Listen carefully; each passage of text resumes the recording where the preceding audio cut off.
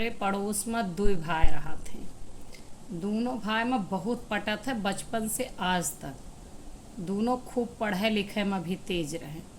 पढ़ लिख के एक जने कलेक्टर बन गए और एक जने बन गए सरकारी स्कूल के मास्टर और खूब प्यार से रह लगे। एक दिन जनता यहाँ ब्याह गौन भय के बाद कुछ न कुछ मनमुटाव हो जाता है। बीबी के कहे में आए के जौन कलेक्टर साहब वहाँ मास्टर साहब का डांटे, कहे एक बात सुना, तू हमार जौन है पसंगो ना यहाँ कुछ ना यहाँ हमरे आगे।